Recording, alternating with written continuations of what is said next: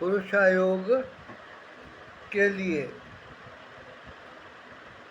जितनी जद्दोजहद हो रही है वो ऐसे लगता है जैसे अंग्रेज़ों को भारत से भगाने की हो, आज़ादी पाने की हो। एक तरफ तो नारा लगता है सबका साथ सबका विकास, सबका साथ सबका विश्वास, सबका साथ सबका विश्वास, सबका विकास, सबका साथ। ये एक जंतर मंतर की तरह है, जैसे जंतर मंतर पे बैठ के पुरुष आयोग के लिए आंदोलन हो रहे हैं, ऐसे ही जनता के कानों में ये शब्द जा रहे हैं। एक टाइम वो था 2014 में जब कांग्रेस की सरकार थी तो लोगों को बहुत अच्छा लगता था, अच्छे दिन आने वाले हैं, अच्छे दिन आने वाले हैं। जनता उछल उछल के नारे को एक नारे की तरह चीख चीख कर दोहरा रही थी और अच्छे दिन आने के लिए उन्होंने सरकार बदल दी। फिर एक जुमला आया, हवाई चप्पल पहनने वाला भी हवाई जहाज में बैठेगा। चलो जी, इसको भी लिया। अब आ रहा बेटी पढ़ाओ बेटी बचाओ, लेकिन इसके पीछे जो भावना है बेटी पढ़ाओ बेटी पटाओ, ये भी लोगों के सामने उजागर हो गया। अब सबका साथ सबका विश्वास सबका विकास, ये सबका कहीं एक पार्टी के नेता लोग तो नहीं है जो सबकी पेंशन बंद कर रहे हैं, कम कर रहे हैं, तरह तरह के नौकरियों के तरीके निकाल रहे हैं। 4-4 साल की मिलिट्री की नौकरी जैसे ठेके पर दी जा रही हो। लेकिन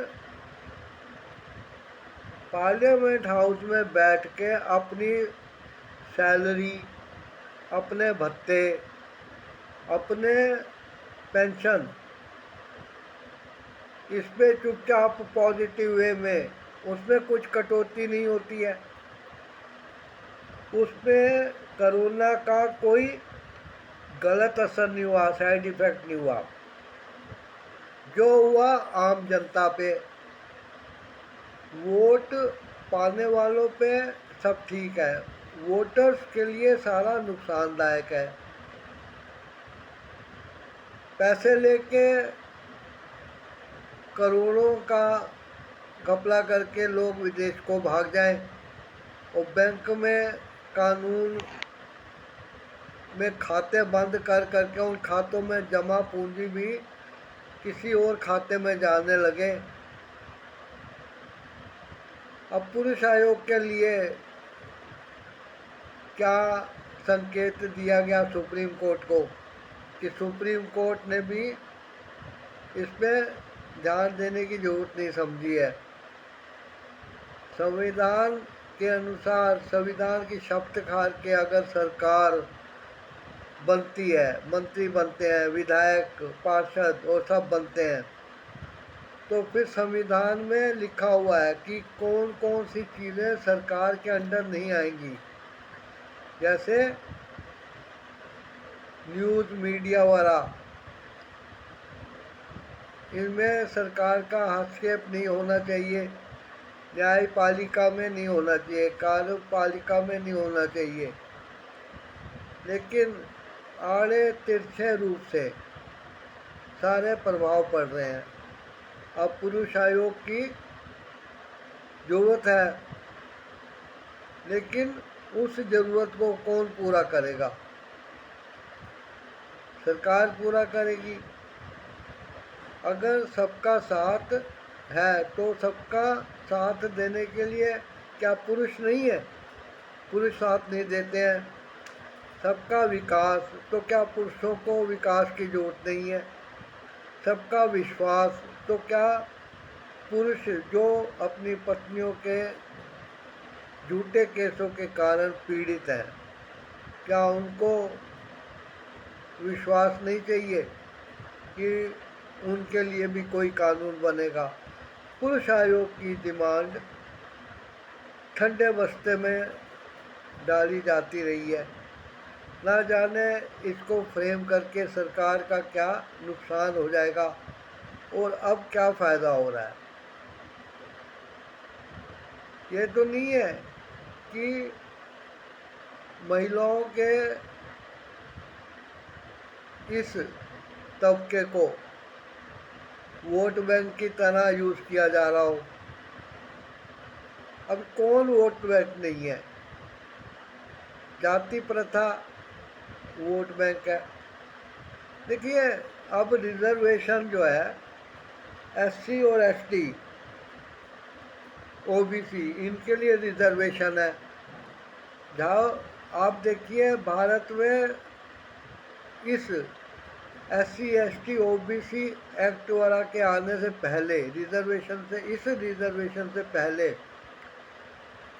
भी तो जाति प्रथा जो थी, ऊंच नीच का भाव, ये भी तो एक रिजर्वेशन थी।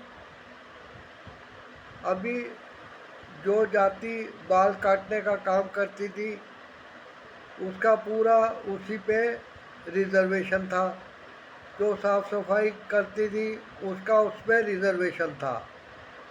और जो मंदिरों में पूजा पाठ करते थे उनका उस पर रिजर्वेशन था।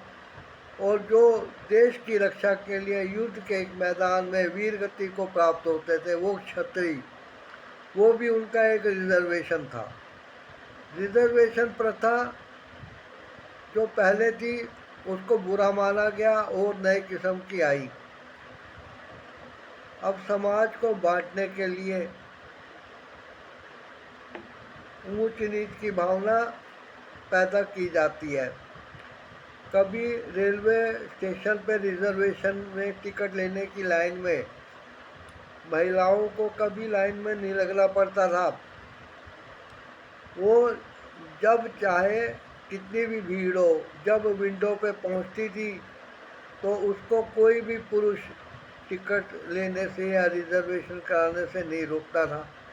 लेकिन जब से महिलाओं के लिए अलग खिड़की बनी है तो अब कहीं भी महिला जाती है तो उसको वहाँ नहीं लगने दिया जाता। उनको कहते हैं अपनी खिड़की पे जाओ। तो ये समाज में एक भेदभाव पैदा हुआ। अब पुरुष आयोग शायद इसलिए नहीं बन रहा कि यूनिफॉर्म सिविल कोड लाने के लिए तैयारी हो रही है, जो कि अगस्त में आ जाने की उम्मीद लग रही है। लेकिन जिस तरीके से समाज में राजनीतिक पार्टियां वोट लेने के लिए तरीके अपनाती हैं, क्या उनमें कोई सुधार होगा या नहीं होगा? आशा करता हूँ इस चैनल को आप ज़रूर सब्सक्राइब करेंगे। बेल आइकन का नोटिफिकेशन ऑल के बटन के साथ क्लिक करेंगे। वीडियो को लाइक कीजिए, शेयर कीजिए, कमेंट कीजिए।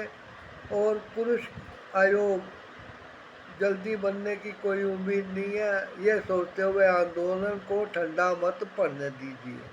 Thanks for watching.